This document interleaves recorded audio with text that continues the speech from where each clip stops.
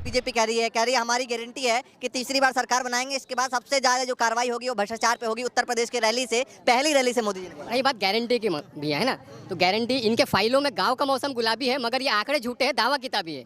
ये आपको भी पता है, ये आपको भी पता है। आपने देखे अच्छे दिन आए, नहीं आए। Skill India, make in India, stand up India बना, नहीं बना। 100 स्मार्ट सिटी बनी, नहीं बनी। किसानों की आय दोगुना हुई, नहीं हुई। आज तक हुआ क्या? बुलेट ट्रेन चली, नहीं चली। तो ये गारंटी में कोई विश्वास नहीं है। और 400 पार मुझे नहीं लगता कि बीजेपी या एनडीए इस बार 400 पार लेंगी। इस बार जो इंडिया का गठबंधन है, जो वोट बैंक जो कटता था है ना, क्षेत्रीय दल जो होते थे, वो कांग्रेस का वोट बैंक क्षेत्रीय पार्टी ले लेती थी। अभी वो सब मिला के एक हो गए है ना। बीजेपी कह रही है 400 के पार, क्या लग रहा है? 400 पार वगैरह तो कुछ होना नहीं है, क्योंकि सबको मालूम है इन्होंने पहले से जुमलेबाजी की है और ये भी एक जुमला ही है। बीजेपी कहती है कि मोदी की गारंटी है, और हर एक रैली में मोदी जी कह रहे हैं कि भाई मोदी की गारंटी है, इस बार जो है तीसरी बार जो सरकार बनेगी तो भ्रष्टाचारियों पर सबसे ज्यादा कार्रवाई की जाएगी। सबसे ज्यादा पूरे भ्रष्टाचारी तो बीजेपी के वॉशिंग मशीन में साफ हो रहे हैं। इसीलिए कोई ऐसा नहीं है। ये जो है अभी गारंटी का की 15 लाख देने की गारंटी हुई, वो पूरी नहीं हुई।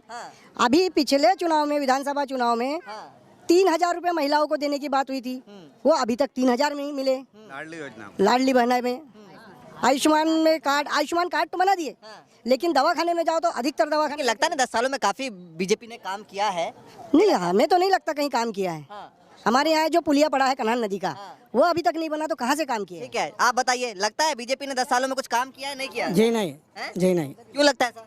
क्यों लगता है मुझे? काम करेंगी तो कोई भी आओ बोलेगा उसको, और जब काम अच्छी नहीं करेंगी तो नहीं बोलेंगे क्या? बीजेपी का कोई काम नहीं है ऐसा यहाँ पर। बीजेपी जो कह रही है 400 के पार, क्या लगता है? वो तो चुनाव के बाद में मालूम गिरेगा 400 के पार आते हैं क्या। अभी मोबाइल में देखा मैंने परसों के दिन, ये बोलते कि अब मोदी जी 400 पार हो रहे हैं, मगर बोले यहाँ तो 150 दिख रहे हैं। बोले पिछली बार भी ऐसे हल्के में लिया था आपने। हाँ, काय को हल्के में? सरकार तो बन गई ना दूसरी बार, अब तीसरी बार कह रहे हैं हैट्रिक लेकर आएंगे। तो अब देखेंगे, जनता देखेंगी उनको। काम लगता नहीं आपको काम किया है? कौन से काम किए बताओ तो, कौन से काम किए इन्होंने? बीजेपी के कार्यकर्ता कहते हैं कि भैया सबसे ज्यादा विदेश नीति पे काम किया है और तमाम चीजों पे किया है। भैया वो तो अपनी तारीफ करेंगे। आपको भी तो कुछ लगा होगा ना? नहीं, मेरे को नहीं लगा कुछ भी। हमारे सामने कोई कामच नहीं किए तो हम क्या बोलेंगे? कोई कामच नहीं दिखता उनका, सिर्फ नाना भाऊ का वो काम दिखता है, 2 से गए 5 से बस जाला। बस ये काम है नाना भाऊ का। 400 पार का जो नारा है, ये 400 पार का नारा जो है भारतीय जनता पार्टी का है, कांग्रेस का नारा नहीं है, यहाँ के मतदाताओं का नारा नहीं है। ये मतदाता बताएंगे क्या होना है वास्तविक स्थिति। लेकिन बीजेपी कह रही है ना कि 10 सालों में मोदी जी के नेतृत्व में काम हुआ है। ये तो गलत बात है। ये तो कांग्रेस ने भी 60 साल यहाँ सरकार चलाई है, तो फत्तर से पत्थर को मार के अंगार निकाली है, तब कोई माचिस का विकास हुआ है। ये भारतीय जनता पार्टी ने नहीं किया है। क्या कह रहे हैं? बीजेपी के राज में इतना बड़ा इलेक्ट्रल घोटाला हुआ, उसकी कभी मीडिया में चर्चा नहीं हो रही है। केजरीवाल जेल गए, उनकी चर्चा हो गई है। केजरीवाल के खिलाफ शराब घोटाला में जो हुआ है, उनका पैसा उनके पास से मिला। लेकिन वो कह रहे हैं कि जिन्होंने भ्रष्टाचार किया है वो जेल जा रहे हैं, वो कह रहे हैं। लेकिन केजरीवाल के पास में पैसा मिला क्या? नहीं मिला। ईडी संजय सिंह को 6 महीने से जेल में डाल के रखा था। 6 महीने में 1 रुपए भी संजय सिंह के पास नहीं मिला। उनको सुप्रीम कोर्ट ने बेल दे दी। ये है इनका चेहरा, ये सिर्फ भ्रष्टाचार कर सकते हैं और कुछ नहीं। चलिए, इस बार कह रहे हैं मोदी की गारंटी, क्या क्या गारंटी लगती है जो 14 से लेकर और अब 24 चल रहा है, 10 सालों में हुई है? मोदी की सिर्फ जुमले की गारंटी है। 2 करोड़ नौकरी युवाओं को देने की गारंटी थी, वो दी। 15 लाख हर एक अकाउंट में देने की गारंटी थी, वो दी नहीं दी। ये सिर्फ गारंटी जुमलेबाजी में दे सकते हैं और कुछ। बताइए जरा, क्या कह रहे हैं, बताइए। मोदी जी की गारंटी क्या गारंटी है भैया, मेरे को बताओगे तो? मोदी जी ने बिजली बेच दिया, रेल बेच दी, प्लेन बेच दिए, रोड बेच दिए। कौन सी चीज की गारंटी? आगे चल के अपने को भी बेच देंगे मोदी जी। हाँ, मैं एक चाय बेचने वाला हूँ, चाय बेचने वाली की सोच चाय बेचने तक ही रहेंगी भैया। प्रधानमंत्री देखिए, अरे बात तो सुनो पहले। मोदी जी बोलते 2.5 लाख दिए हमने, आम आदमी ने 2.5 लाख उठाए। वो 2.5 लाख के पीछे कितना कर्ज उठाया आदमी ने, मेरे को बताओ। तो वो कह रहे हैं कि धारा 370 का मुद्दा है, राम मंदिर का मुद्दा है। ये मुद्दे, एक सेकंड, ये मुद्दे क्या यहाँ पर इफेक्ट करेंगे? नहीं होंगे। कमलनाथ जी चुनाव जीत के आएंगे और अच्छे वोटों से जीत के आएंगे कमलनाथ जी चुनाव। क्यों लगता है? हमने काम किया है। उसके बाद शिवराज सिंह जी चौहान ने जब मुख्यमंत्री जी थे कमलनाथ जी, उस समय छिंदवाड़ा में मेडिकल कॉलेज को 1200 करोड़ रुपए दिया था। जैसे ही गवर्नमेंट हटी, शिवराज सिंह जी ने वो फंड 600 रुपए में कर दिया, 6000 करोड़ में कर दिया। 600 करोड़ रुपए में क्यों किया? मैं बोल रहा हूँ क्यों किया। आज छिंदवाड़ा जिले की तरक्की होती, मेडिकल कॉलेज बनता, वहाँ पे लोग आते पढ़ते, जिले का विकास ऐसा होता है। जिले का विकास कम करने से नहीं होता।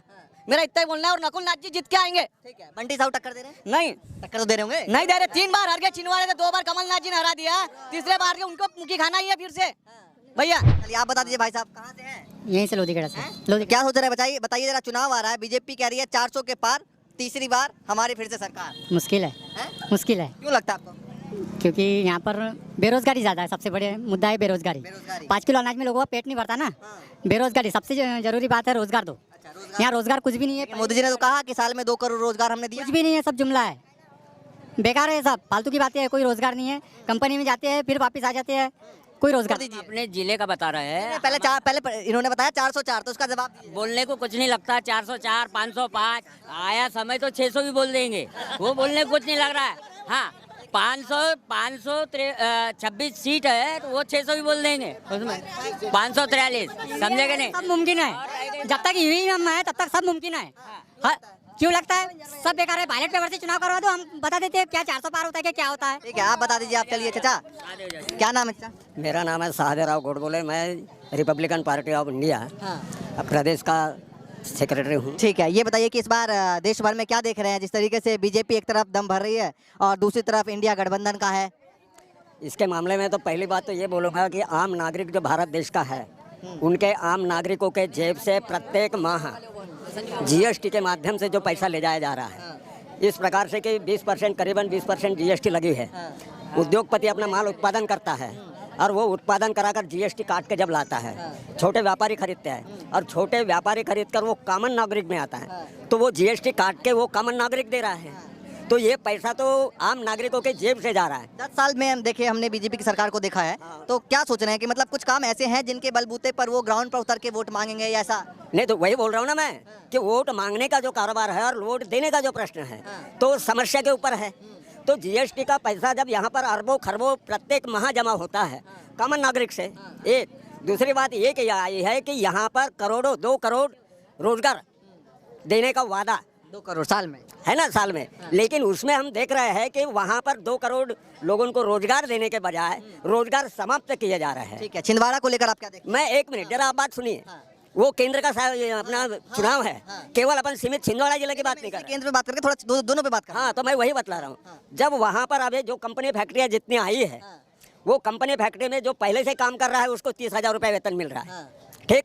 उसके पश्चात में ये हो रहा है कि वहाँ अभी उसको उसमें नई भर्ती दे रहा है, नए भर्ती ठेकेदारों के द्वारा। तो जो 30,000 रुपये में जो काम करता है, हाँ, तो उसके पश्चात में आज जा रहा है वो 9,000 में कर रहा है, एक। उसके पश्चात में 8 घंटे की ड्यूटी जो है वो 12 घंटे की गई। मतलब संवैधानिक अधिकार जो प्रत्येक नागरिक का है वो समाप्त किया जा रहा है। छिंदवाड़ा को लेकर आपको क्या लग रहा है? छिंदवाड़ा के इसमें तो अभी ये आम नागरिक तय करेंगे। प्रत्येक इसमें हम देख रहे हैं कि वोटर तो आप भी हैं। हाँ हम भी है ना। तो मैं अभी अपने पार्टी की बात करूंगा, लेकिन मैं अभी अपने पार्टी की बात नहीं कर रहा हूँ। मैं जनरल बात कर रहा हूँ कि आम नागरिकों की मानसिकता। जनरली पूछ रहा हूँ कि छिंदवाड़ा का मूड मिजाज क्या है? छिंदवाड़ा का वो है कि बीजेपी जो सरकार है उसके कार्यकलाप जो है वो आम नागरिकों के विरुद्ध होने के कारण उनके खिलाफ है, ये मेरा कहना है। अभी इसमें अपन हम देखते हैं निजीकरण के माध्यम से, निजीकरण के हिसाब से आज पूरा रेलवे निजीकरण, डाकघर, शिक्षा विभाग, मतलब रेलवे जितने भी जो थे वो निजीकरण में चले गए। तो यहाँ के इस देश में आपको 2 करोड़ का रोजगार देने के बजाय, नौकरी देने के बजाय आपने समाप्त करा। यंग जनरेशन को बोलते हैं जिनको रोजगार मिले, रोजगार इनको बताओ रोजगार काय को बोलते हैं? पढ़ने वाले एजुकेशन लोगों को रोजगार मिलना चाहिए। हमारे जैसे पढ़े लिखे लड़का खाली पीली घूम रहा है।